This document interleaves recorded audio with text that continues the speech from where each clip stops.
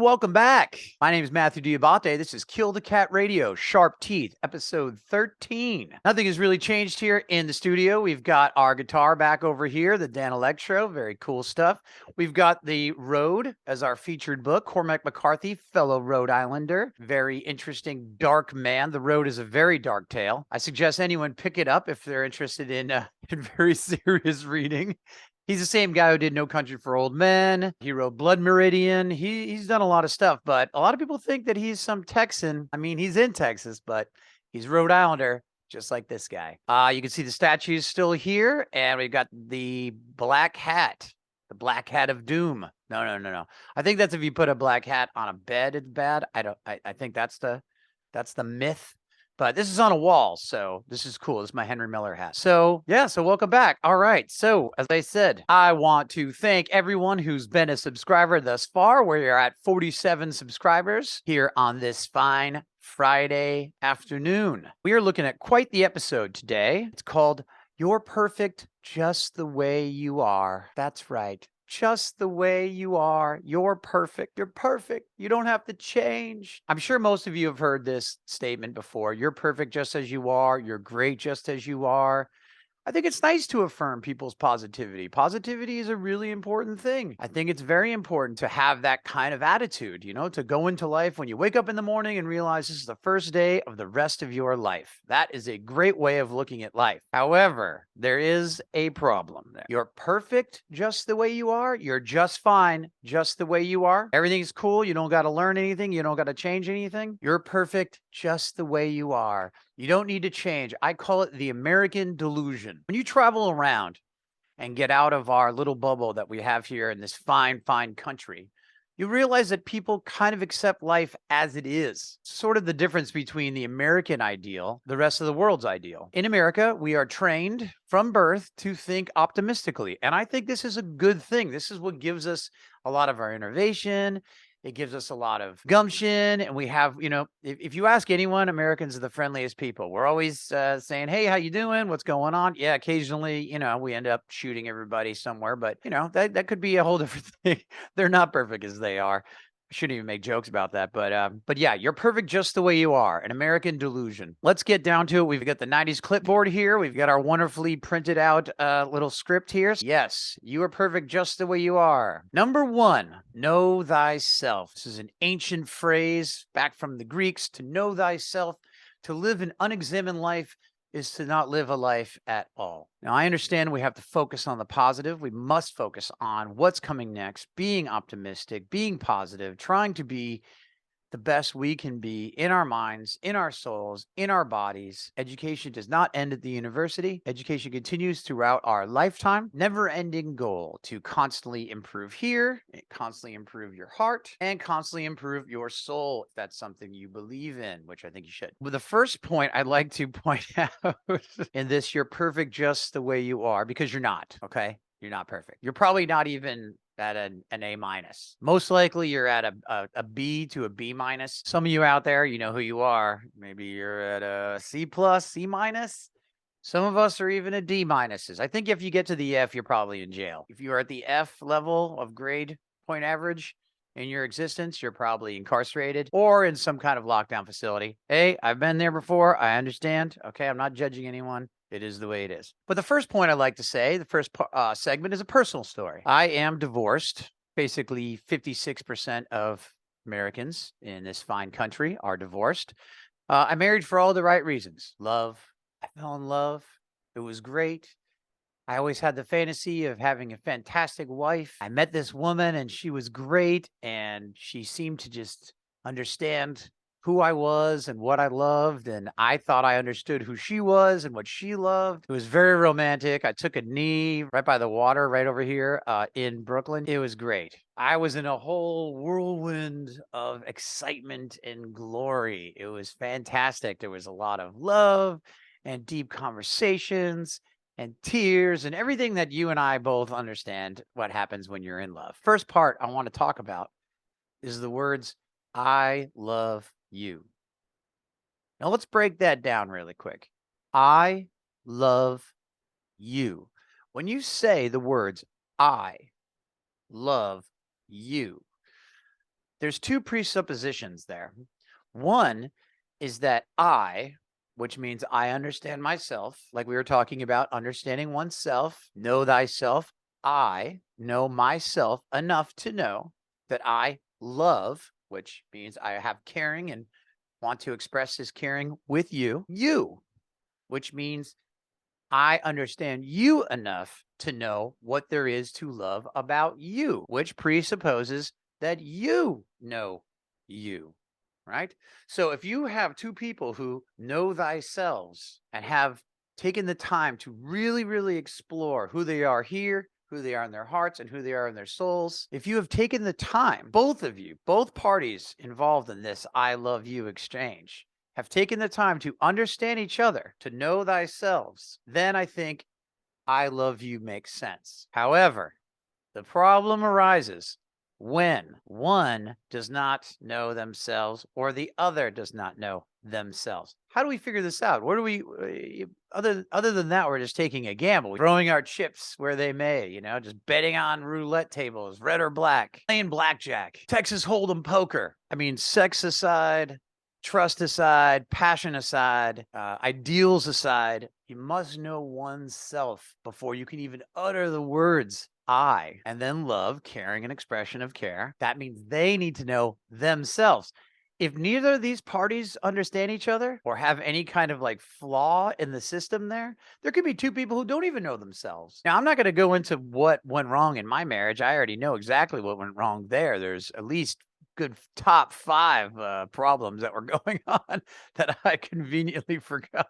Although, may I say as an addendum, if you had to have an ex-wife, I'm very happy that she was the one. She is a wonderful ex-wife, I must say. I got really lucky. It was the easiest divorce I ever had. I may have a lot of problems in life, but I'll have to say, I know how to pick the divorcee. What does it really mean? What am I really trying to say here? The more you take time to understand yourself, to keep a journal, to see a psychologist or a psychoanalyst, the more you investigate what you really believe, what your ideals actually are. The more you understand yourself and the closer you get to yourself, who you are as a person, what you know here, and here, those 3 factors, when you finally do meet someone else, hopefully, that same person has explored that side of themselves, uncovered the uncomfortable truths of the unconscious, the murky underbellies of our childhoods and issues and odd manipulations we do with each other. Once you understand your good and your bad side, then I think the words I love you really make sense. And then when you say them together, you can truly have a very fulfilling relationship. If not, ain't gonna work. Part 2 is really fascinating. This is a little bit more about how you present yourself to the world. There's little tiny clues. If you really want to be a detective, like Sherlock Holmes detective, there's little clues you can kind of search around. And if you want to really know about a person, I'll give you a couple examples of my little detective skills. Okay. So when I see somebody at 8 o'clock in the morning, and again, this is no judgment. I mean, you live your own life. That's your problem. 8 o'clock in the morning, nervously puffing on a cigarette. Now, when I wake up at 8 o'clock in the morning, the last thing I want to do is puff on a fucking cigarette. All right. First of all, I never want to puff on a cigarette unless I'm really, really, really, really drunk or whatever. I won't puff on a cigarette. And I certainly won't puff on a cigarette at 8 in the goddamn morning. Okay. What does that tell me? What does that tell me as a detective? What does it tell you as a detective? Tells me as a detective, this person obviously suffers from some kind of nervous energy. They're concerned. They have anxiety. They're not taking very good care of themselves because just the act of smoking alone, I understand people are addicted to cigarettes. I get it. But even everybody knows they're bad for you. So then why do you do it? I mean, it's extra money. I mean, this is not a non-smoking ad here. Okay. Like live your life, do what you want. But I see somebody like this, and you can almost see like their hands shake a little bit. You could see it. That tells me a lot about that person already. Let's go to another trope. When a woman always says you can always tell a man by the shoes he wears. Well, it goes both ways too. I mean, Look at a person's shoes. I'm not saying about like how expensive it is, but just if they have work boots on, right? And there's a lot of mud on them, that tells you that they're probably like manual laborers. It's not a good or a bad judgment. It's just that's what they are. If you see someone like in New York City, if you see somebody with incredibly clean, nice white shoes, number one, they're an idiot. You don't wear clean white shoes in New York City. You just don't. By the end of the day, they're going to be dirty. I promise you. Okay. I don't care where you are. You're going to scuff them up. So what that tells me is they have expendable income. They've got extra money laying around, because otherwise, why the fuck would you wear white shoes in New York City? That's insane to me. Tattoos is another interesting little factor here. Now, I'm not completely anti-tattoos. I don't like them. One, it's distinguishing marks in case you commit a felony or something like that. Then there's distinguishing marks. Not saying you should commit a felony. I'm just saying that, it gives away who you are. What if you're wearing a ski mask and, you're about to do some okay, we don't have to talk about this. But tattoos don't tell me anything interesting about you. It tells me two things. Okay, it doesn't say that you're a tough guy or tough girl, or you know what's going on. It tells me you got extra money laying around. We all know tattoos are not cheap. So if you have a tattoo and they're like very, very ornate and well done, all right, I can guarantee you that costs between the area of $500 and $700. That's a round trip ticket to Paris. Yeah, that means you prefer to mar your own flesh instead of actually learning things about other countries, traveling to a foreign place to expand your mind, your heart, and your soul. You would prefer to take that same amount of money and put it on your body, which you can't remove, by the way. And keep in mind, like, the flesh does not last. I mean, depending on where you put it, like, that's why guys like would get tattoos here on their arm, like if you were in the Navy or if you're in the Army or whatever. That makes sense, because this isn't going to change. All right.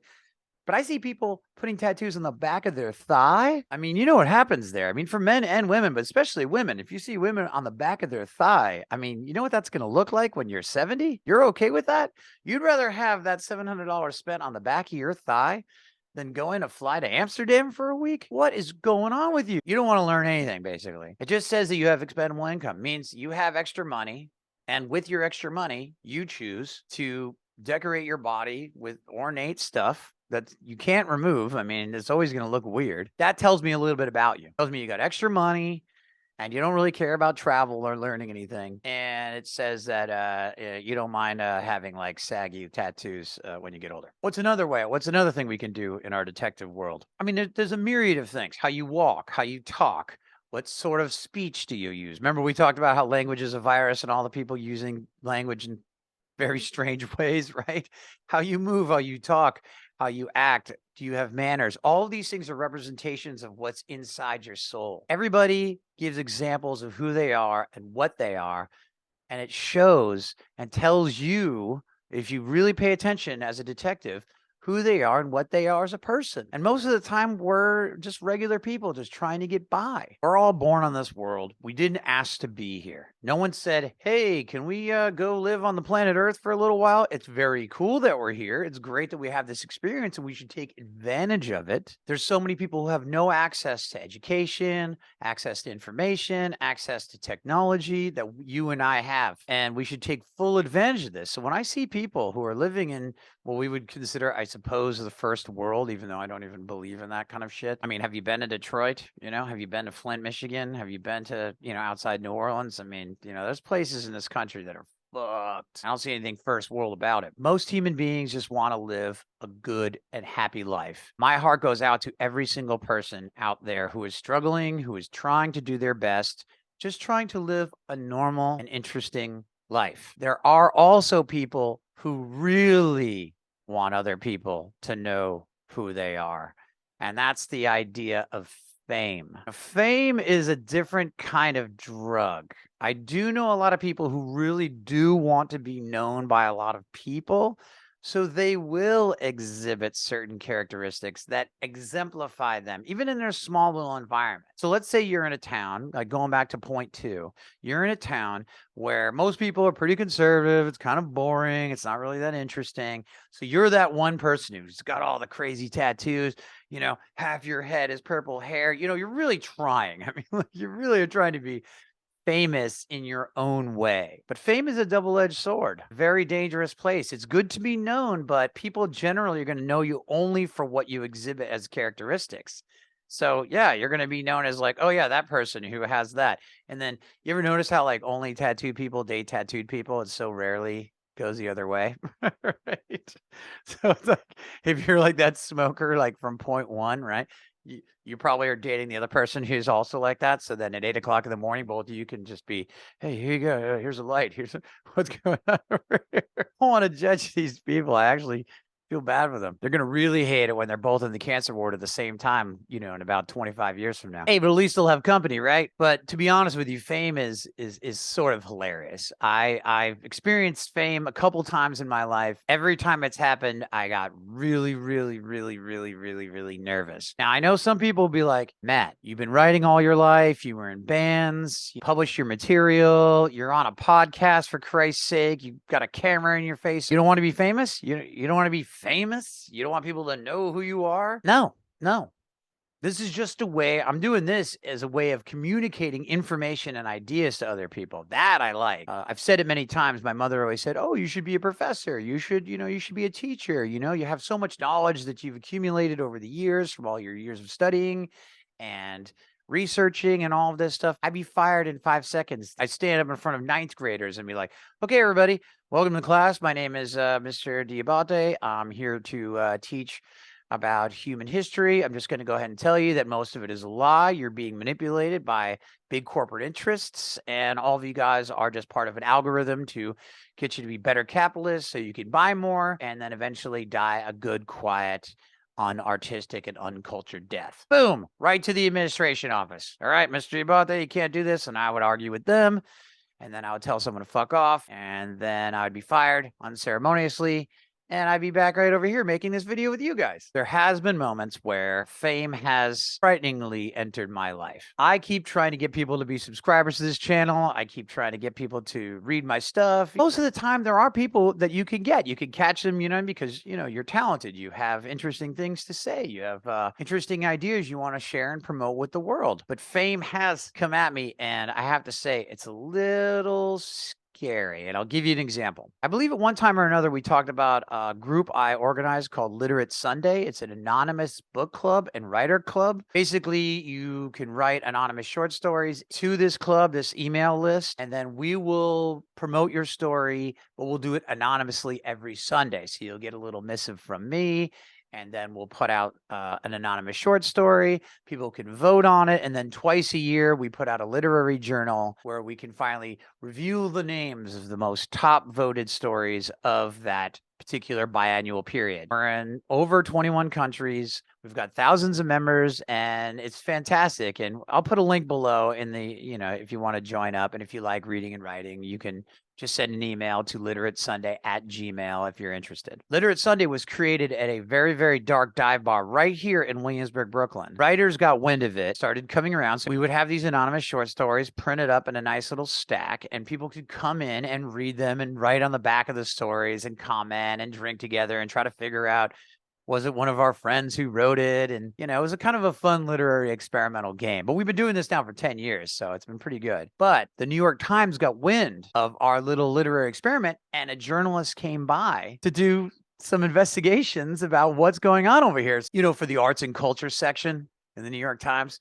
So the lady comes in, and we do an interview, and I'm really excited because, wow, this is crazy. Like, the New York Times trying to interview me. What an interesting experience. Here's the irony, though. However, the article is going to come out on a Sunday before I was leaving to Berlin for about 3 months to work on a novel. The article was delayed a week. So the Sunday it was supposed to come out was my last Sunday bartending and working this little joint, doing the Literate Sunday stuff. So a lot of people were very excited. A lot of my friends showed up. It was a cool going away party for me going to Germany. But I got the call basically from the reporter saying, we're not going to be able to run it this week. And I was like, okay, no problem. She's like, but next week, it's going to be great. People are going to be really interested in what you're doing. That's great and all, but I'll be in Germany. And she's like, oh, so you won't even be there when it comes out. I said, no, I thought we planned this, it'll be the day, the week before I leave to Germany. Long story short, I fly over to Germany. There I am in Berlin with the Germans. I peed on Hitler's bunker, by the way. There's a little bunker there. I made sure I pissed on it, just to do my part as an American citizen. Next Sunday, I get an email from the guy who was covering my shift. He said the place was packed. He was like, I've never seen this bar so crowded. And I got other emails from other people being like, oh my God, you should have been there. If you were working, you would have been swamped with all these people because your name was revealed as the leader of Literate Sunday, and et cetera, et cetera, et cetera. I kept thinking, oh my God, I would have lost my fucking mind. I am not made to be famous. That stuff makes me nervous. All the attention.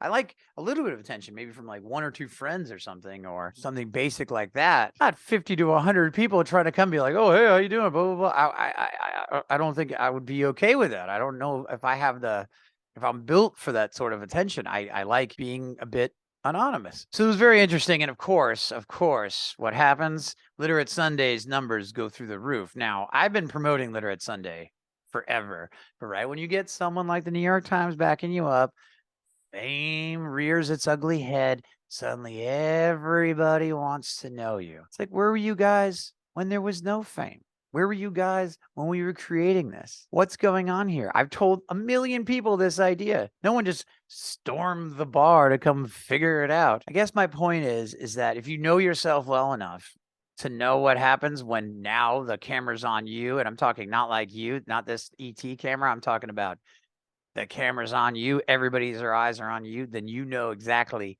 who and what you are and what you want out of life. But fame is a nasty little bitch. Nasty little bitch. She is not friendly. I don't want anything to do with her. I mean, I'll take the money, but fuck the fame. I think Tupac said that as well. Similar, speaking of this too, in the third part of this series, is having famous friends. Now, you could see how people treat you differently. It really is a drug. It's kind of gross. It's gross that people actually laud people because other people said it was interesting. So you could be totally cool. Like, I could have 47 subscribers right now. I love it. I love my 47 people that follow this channel. I love you guys because you guys are legit. You didn't hear about me from anybody. I mean, maybe some of you are friends and family. Some of you are strangers. I love you guys anyways because it's legit. It's honest, right? But let's say, this podcast gets promoted by something else. Suddenly everybody wants to know what's going on over here. I'm happy for the exposure, but in reality, where were you guys when nothing was happening? You know what I mean? It kind of creates a sense of distrust. I'm not saying it's the people who find something and they really, really like it. That's cool. Like, that's awesome. I'm not judging you guys for that. If you find something that's super awesome and you're like, this is great stuff, I want to be a part of this. Awesome, right? Do that. I'm talking about the hangers-on, the wannabes, the B-teamers and the Bobby Soxers, the posers, the sycophants. These people frighten me. I don't know what is in their world. Like, they think being around someone who's has a little bit of fame somehow is going to glide onto them and make their life a little bit better. And it goes back to both points 1, 2, and 3. If you know who you are in your mind, in your heart, and in your soul, you will be much more grounded and you will not be swayed by the poison of cheap and unearned fame. It's gross. It's disgusting and gross. Because if you truly are who you really are, and I mean this of all of you, it sounds cheesy. I'm not a hippie, I promise. If you really, really know who you are, and you could stand here knowing what's inside of you, stand on 2 legs, terra firma, nothing could ever stop you. And that's fame enough. Let's move on to Creep of the Week. All right, this Creep of the Week, this fucking guy. All right, you ready for this? You ready for this? Now remember, ladies and gentlemen, Creep of the Week can either be a person, place, or thing, or an idea, or a theme. This Creep of the Week is an actual person. You know who you are. One person in a world of people. No, I'm not going to say his name. And it's not you, Satan. I'm not going to say his name. I'm not that shitty of a person. I don't have that much vengeance, although I got plenty of vengeance. I do not have the vengeance in my heart to just name names. This isn't communist China. This isn't the Soviet Union. I'm not sitting in front of the FBI. Well, Maybe we are, but now that we all know the truth, gotta love government agencies. I'm gonna tell you guys a little story. I was a young writer once. I had dreams. I too wanted my work in front of a lot of people. Moved to New York City, bright lights, big city, all that junk. But what they don't tell you when you're a young, hungry writer or actor or playwright or whatever is that there's a world out there that wants to take advantage of that ambition, of that hope of a career. And I, my friends, ended up working for one of the largest publishing houses in this city. Through working at this publishing house, I was able to meet many, many, many novelists. I won't say the publishing house either, because I'm cool like that. I ended up meeting one of the best-selling authors in all of Europe who is an American. You can Google it. That's up to you. I don't know if he's still the best-selling author he once was. I've told this story many times in other medias, but I'm going to tell it to you guys, to the camera. His work was okay, but I admired the fact that he sold a lot of works, that he had a lot of books under his belt, that he was a storyteller. He could tell a tale. You know, he had a beginning, middle, and end. A lot of writers, they can't even get through that. His stuff was published. He owned a lot of houses. I think he owns property in 5 different cities in 3 different countries. So that's pretty good. I ended up becoming this gentleman's personal assistant. Start positively here. At first, everything seemed okay. Then again, everything's okay at first, right? This gentleman, I use that word very loosely. This gentleman sort of came from what he would consider a working class background. I later found out total bullshit. Came from total money, right? I come from a fucking working class background, okay? Rhode Island kids, okay? And not the Newport, Rhode Island side, the other side. The Cranston, Lincoln, Providence side, all right? You roadies know what I'm talking about. Love you guys. Best seafood on the eastern seaboard. That was the claim. He was a working class writer. Pulled himself up with his own bootstraps, or whatever bullshit he was saying at the time. I will say on the positive front, he did lend me couple of his places abroad. So yes, I got to go stay in Paris. Yes, I got to go stay in Berlin. Pretty cool stuff, right? I mean, I thought I had it made. I was like, this is amazing. What? Little old me, little old writer guy. Now I'm over in Paris working on another novel, right? It all starts kosher at first. But let me tell you something. Fame reared its ugly head. This gentleman loved it. It was almost to the point of embarrassment. Let me give you guys a couple of good examples. All right. So I'm his personal assistant. We're over at some jazz club. He loved jazz, which I like certain kinds of jazz. Like cool jazz is good, blue jazz is good.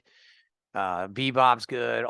Anything that's good, you know, not like that elevator bullshit, right? You know what I mean? Jazz can go terribly wrong or terribly right, depending on the performers. This is the kind of guy who snaps his fingers at bartenders to get their attention. Yeah, that's like, you should get murdered for that. This is a guy who won't even look at the waiter when he orders food. He doesn't say, how you doing, or greet the person as a human. He just orders the food like, yes, they'll take this and this and this. Like that, kind of hands it off like that, you know? You know what I'm talking about? It like that whole like, ugh. And I had to be there. Now, I was getting paid. So in a way, I was guilty too. I was very excited to get paid and travel and do these things. Kind of kept my mouth shut at the beginning. Still regret that shit. I should have followed my instincts. This was the kind of guy we'd be waiting in line for a live show. I don't know how it happened. He'd meet somebody, they'd be in the front of the line. Usually it'd be like kind of an attractive woman or something. And he's like, well, you know, I come here all the time, you know, when I'm in town. Normally I keep a place in Paris. Normally I keep a place in Paris? What the fuck? But he's got to mention that, right? He's got to say that out loud. Yes, well, you know, I'm a novelist. And he'd almost say it like he would be like, there'd be a little prance behind him, like, I'm a novelist. Like he had a little, I'm a novelist. I'm a novelist. I'm a novelist. Imagine if I did that with you guys. Imagine if I did that with you guys. hey, Diabate, what do you do? It's like, well, I'm a novelist. I'm a novelist. I'm a novelist. You know, not occasionally write novels. You know, occasionally I have no choice but to write novels. Oh, novels. Oh, amazing. Oh, God. Oh. This guy's the epitome of a person who gets drunk on the smell of their own farts. Then he would introduce me in line as like, this is my protege. Fucking protege? The fuck does that even mean? What, like we're woodworkers here? Like he's teaching me how to, lay the proper beams, cut the wood in the right way or what have you? Protege? Like you're my karate teacher, something like that. You're my sensei or something. What the fuck? What the fuck? Anyways, it's my protege, Matthew over here. This is my protege. Protege, you say protege. This is the kind of guy we're talking about here. Now, me being kind of stupid, I tried to get to grind down on this guy, to figure out this guy has to have some kind of humanity to him. He has to. So I bring up writing. He never wanted to talk about writing. He's like, well, writing, it's solitude, it's constantly vague about it. What? Constantly vague. Well, now I figured out the vague part, right? I mean, basically writes the same novel over and over and over again. I mean, the guy figured out a way to write one thing and then just kept writing it and writing it and writing it and writing it. And he made money. God bless him, right? But he treated everybody like shit. The gentleman was so drunk on his own thyself, but in a corrupted, sick way. I've seen him lie to women. I've seen him cheat on his wife. He always wanted to be friends with me, but you can't be friends with millionaires. You have to remember this. He basically clocks in at probably maybe 7.5, 8, maybe assets aside.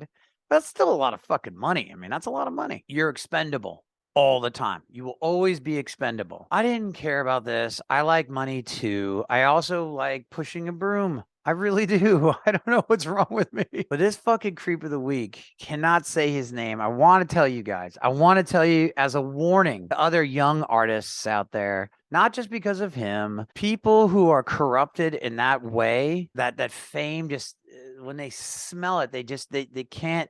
They use it to their own advantage. They use it to get laid. They use it for love. They use it for attention. And I've seen the way this man treats everybody else. It's like a game to this guy. It really soured me to writer fame. It soured me to fame itself. I mean, I already didn't like it anyways. When you get to that level of finance and you get to that level, I don't want to say that money corrupts completely. Everybody says money is the root of all evil. No, humans are the root of all evil.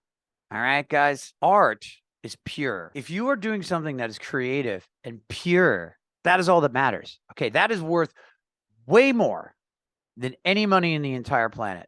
Okay, I promise you this. I promise you this. Listen to me. If you're a creative person, do that all the time.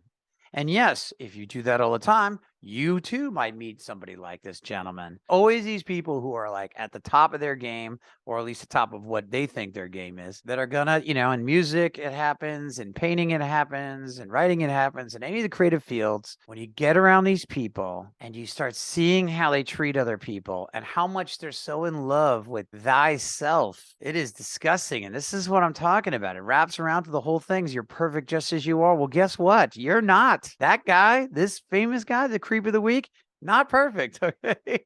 And not in any kind of fun way. And this amount of money and success has now allowed this person to live in a bubble where anyone who disagrees with them at all is cut out of the bubble. You are now removed. It's like the king, right? The moment you piss off the king, now you shall be removed from the court. So yes, I mean, I'm sure you guys know how the creep of the week and me ended. My critique got worse. I became more challenging and disagreeable. And of course, I was summarily let go. It was one of the best days of my life. Most people would be so sad. They're like, Matthew, you were at the top of the mountain. I had people who were like, Matt, what are you doing? Just shut up, take the money, do whatever you got to do, agree with everything he says, get as much money and power as you possibly can from your situation. That's how you move up in the world. That's how you rise in stature. Shut up and just do it. I'm sorry, friends. You guys may not know me that well, but those who do know me know that that is not in my DNA makeup. I cannot lie in that way. I cannot be partner to this kind of betrayal, not only of just art, which I found to be so disgusting, but as a human being, as a person who tries to extend this part, the heart, and the soul. Fuck that shit. And that's the creep of the week. All right. Now moving into the talk back section. Talk back, talk back, talk back. Now you can talk back to me. Just go ahead and put something in the comment section down below. Thank you so much for everybody who's complimented and critiqued in a positive way and commented in a positive way. I really appreciate it. Positivity is a good thing. Negativity is good too, as long as it's from a good place. It's good negativity. I like that as well. We do have one that was kind of fun that I've been thinking about a lot, but the question was, why don't you start reviewing books and movies?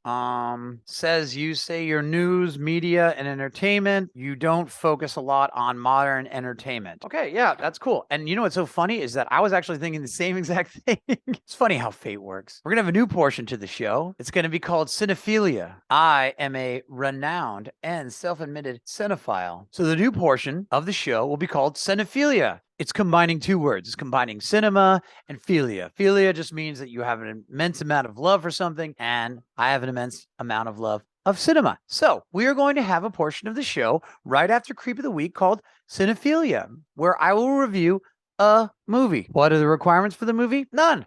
Could have come out this week. It could have came out 80 years ago. Doesn't matter. I love movies. I love the magic of cinema. I love the combinations of sight and sound and visual and story and acting and costumes and production design. The combination of all of that just to create this one thing that is in front of us on the television or screen. It's truly magic to me. Maybe it was an escape when I was a kid, but I am truly a cinephile. And so we will now have a new branch of this channel called Cinephilia. Put up a movie poster for you guys to look at, and then I'll talk about it and just give a very, very short review. And if you guys love cinema as much as I do, I would advise you check it out. Thank you so much. And I really appreciate all the comments. Ladies and gentlemen, that is our show this week. Kill the Cat Radio, Sharp Teeth, number 13. Don't forget to subscribe below if you haven't already. Please push the like button if you like what you see. Don't forget, KTCR will be putting out the Stay in School Kids program, which are small little short videos, just all about how learning never ends after the university. You can follow us on any of the social medias at Kill the Cat Radio. We are on all the major social media platforms. Little hint for next episode. It is our Law and Order episode. Not the TV show, but just what is really Law and Order. Thank you so much for joining us this week. I appreciate it. Always stay curious, and I'll see you next time.